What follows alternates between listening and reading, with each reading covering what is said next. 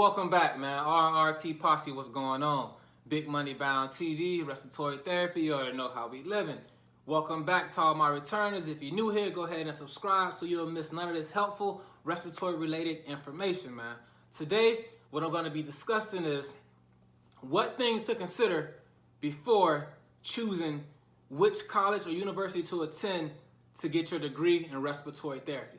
So, things you want to make sure that you consider, that you research before you choose on where you're going to take your respiratory care program at. You want to make sure, wherever you choose, wherever you decide to go, that the program is accredited. You want to make sure it's an accredited program, because if it's not accredited, you won't be able to sit for your state board exams. So you don't want to go to a new college or some little trade school or a little small university where they're saying, well, our respiratory therapy program isn't currently accredited right now, but by the time you graduate, it will be. No, that ain't what you want to hear, man. Because you don't want to pay out that money, your hard-earned money, and now you graduate and you can't sit for the state board exam because the program isn't accredited. So that's the number one thing. The program has to be accredited. Secondly, you want to make sure wherever you decide to take your respiratory care program at, whichever school, university, college, community college you decide to go to, the passing rate for the students who have sat for the state board exam is a high one. You want to make sure they have a good passing rate. You don't want to attend a program where the passing rate is 70%, 80%. You don't even want to see 80%. 80% not good enough, man. In my opinion, I think you want to see at least 92%. At least 92% a passing rate. So you want to make sure the program you're going to attend, they have a high passing rate once the students finally graduate from their respiratory care program. Because you don't want to go through 2 years of schooling, spending hard-earned money, missing parties, missing family time, because you're doing all this studying to gain this information. Then when it's time to sit for your state board exam, you can't pass the test because you wasn't given the proper education at that university or community college. So that's very, very, very important, man.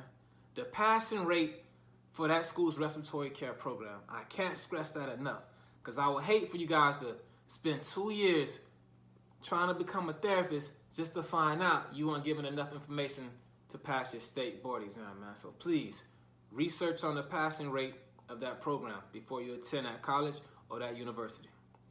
The third thing, the graduation rate of that school's respiratory care program. Because it's one thing, okay, everything's good, it's accredited, a lot of students, a majority of the students pass the state board exam, but if only 2 people pass per class, that's showing that that school is like very, very, very tough and difficult.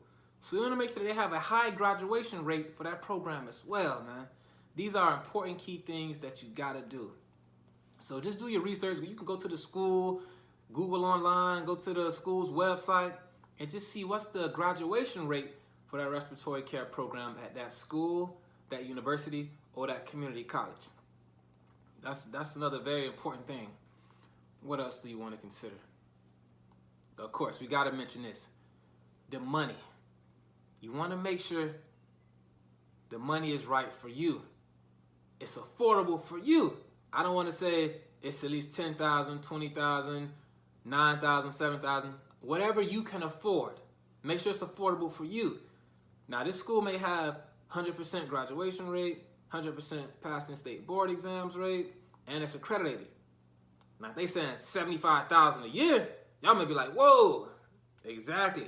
So make sure it's something that you can afford. You got to balance. You got to consider all these things, man, before choosing your program. You got to balance out okay, this one right here may be a little bit more expensive, but the passing rate is 100% and the graduation rate is 100%. So maybe I'll just take out an additional loan or work some overtime so I'll be able to afford that. That's something that you want to consider.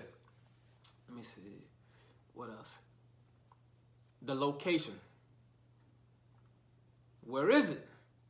You want to make sure it's somewhere that you can attend, even if it's out of state, even if it's a couple of miles from your house. Just make sure it's somewhere that you don't mind going, or it's within your range of where you can travel to. Because you may have a school in Alaska. You in Florida, like me. That's sunny South Florida.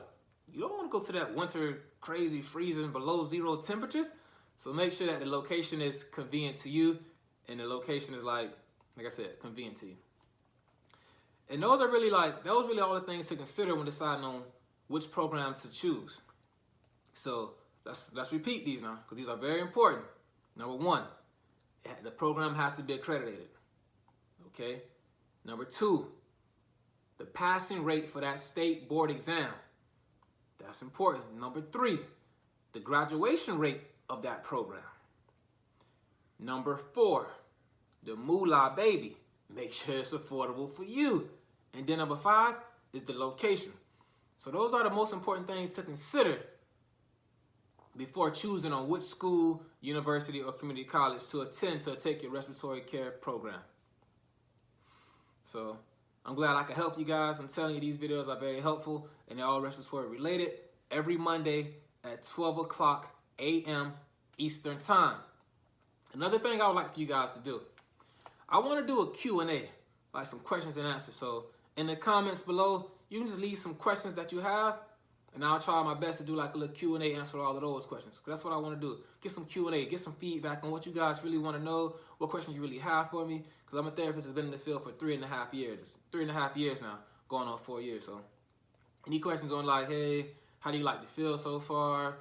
What do you recommend I have for lunch to stay energized during my clinicals, my 12-hour clinicals, because I'm used to working 8-hour shifts?